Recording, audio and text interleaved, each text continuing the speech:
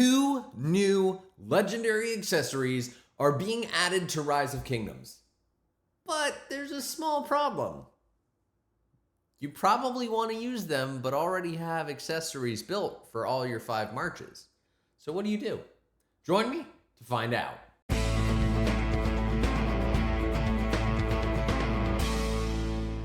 What is up, ladies and gentlemen? Welcome back to another Rise of Kingdoms gameplay episode from your very own Chappy Gaming. And today we are talking about the 2 new legendary smite and combo accessories that are getting added to Rise of Kingdoms. Now, this is really exciting, guys. It's been a while since we've gotten any new accessories added to Rise of Kingdoms.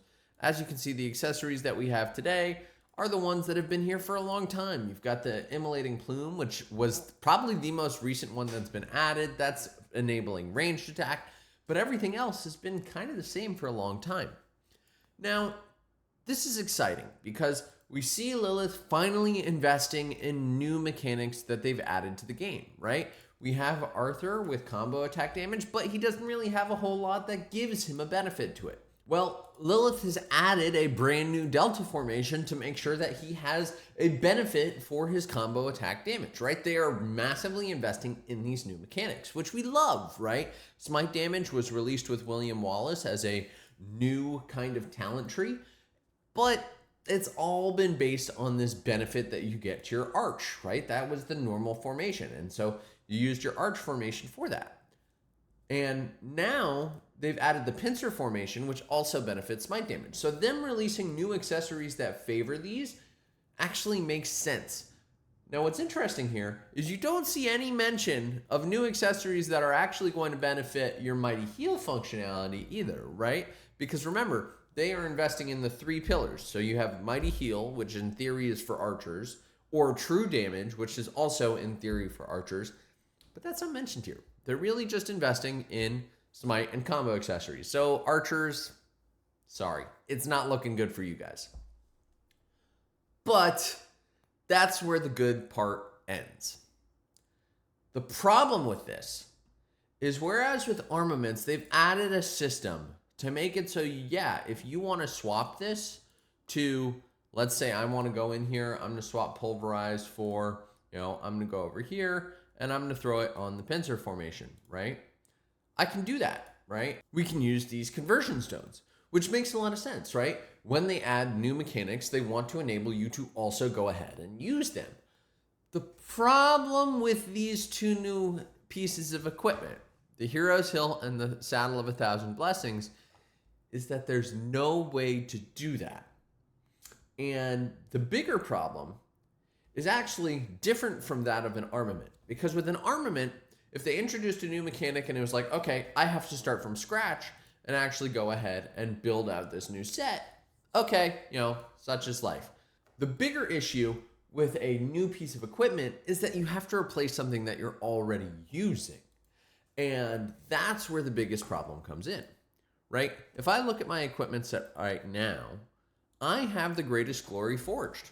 I'm sure you do too, right? I'm sure a lot of Rise of Kingdoms players do because the smite mechanic has been in the game for almost over a year now. So if I already have this forged and this is already taking up a slot on my William Wallace, I need to either, 1, figure out where I'm going to put this Greatest Glory, right? Normal attack damage really does benefit both combo and smite damage, and that's probably why a lot of people have built it up until now. But if I have to find another spot for this, and I already have all my accessory slots filled, I have a problem. And this problem is further compounded by a mechanic that Lilith has added to the game. And this hasn't been too much of an issue, right? There's been equipment creep over time, right? They added the Legendary Leadership set. And the Legendary Leadership set actually managed to cause some problems as well. Because what you tend to see people doing nowadays with the Legendary Leadership set is actually dropping some of these archer pieces and instead going to use the leadership set because it has health versus attack. And with the leadership set, you get defense over attack as well. So the 2-piece buff actually makes sense such that your better setup is to use this new set. And this isn't the first time we've seen this problem either. You may recall when Lilith changed the price of forging the KVK pieces, such that you're now actually better off forging the KVK pieces than you are to forge some of the set pieces. So the best equipment sets have changed as a consequence of the actions Lilith has made. Now, normally this wouldn't be a problem, right? If it were just epic equipment, you'd go ahead, you'd scrap it out, and then you'd start working towards getting these blueprints. And getting the blueprints is kind of a pain in the butt as it is. But the bigger problem is, if you want to dismantle a legendary piece of equipment, you don't actually get all the pieces back. When you dismantle a legendary piece of equipment, you only get 50% of those materials back. Which, when we're talking about something like an accessory, is an absolute disaster. To forge a dagger, let's take a look at this. You need 40, 40, 40. You need 120 legendary materials, which is a ton of materials. And when you dismantle this, you're only getting 60 back. 60 legendary materials could take months to a year for people to accumulate. Depends on whether you're free to play, low spender, what events you go in on. But 60 legendary materials is a lot. And so I end up losing these materials. And so the benefit of going for the new saddle or the hero's hilt has to be so dramatically better that it justifies this loss. But for most players, this is going to be completely infeasible. So what this ends up doing is it makes it so the whales who can go ahead and who can scrap the equipment and move on with their lives and have the extra materials because they're whales can go ahead and forge these new pieces. But the normal players like you and me can't, because this sacrifice of these 60 materials is so much that it's just not worth it. That by the time we're actually able to forge these, we can't. So what's the solution? Well, there are a couple solutions. Lilith can implement some kind of a one-time refund such that you can select, maybe 2 different pieces of equipment and refund them, and you can get the blueprint back or you could get all the materials back. They've done that before. That was kind of how the commander swap worked. They've done that with some of the old hero refund event that you have in KVK2. Or they can introduce a new currency, right? We have our armament conversion stones. So we can go ahead and have an equipment conversion stone, such that if you have 2 blueprints of the same kind, you can just go ahead and convert. Maybe that's the solution. But what's the solution that actually makes the most sense? Well, I think that's pretty straightforward. Let us dismantle legendary equipment pieces and get all of the pieces back. The fact that they have this mechanic here where you only get 50% back doesn't make sense anymore. Getting legendary blueprints is hard enough as it is.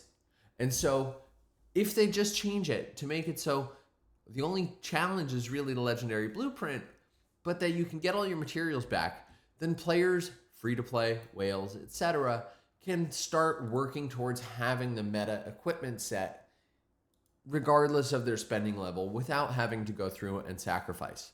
Moreover, people make mistakes, right? Beginners in Rise of Kingdoms can make mistakes. They can forge the wrong things. They can invest in the wrong pieces. And right now, the game is unforgiving of that, which is unusual considering that they've added hero resets where you can go through and completely refund a hero. You also have skill resets, so you can reset all your skills. You have talent resets.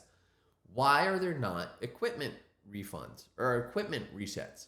Why should players be penalized for making such a simple mistake when there's not a whole lot of early game education as to what pieces you're going to want to use? I feel like this is an easy fix. Lilith, please make the change. I'm excited about the new accessories. I just want to be able to use them. Let me know what you guys think in the comment section below. Do you feel similarly? Are you equally as frustrated? Do you think that any of the solutions I put forth work? Let me know. And if you haven't already, hit that subscribe button right over there, bottom right-hand corner. Drop a like on the video. It helps me out a ton, and it helps others find the video. Thank you all. Shappy out.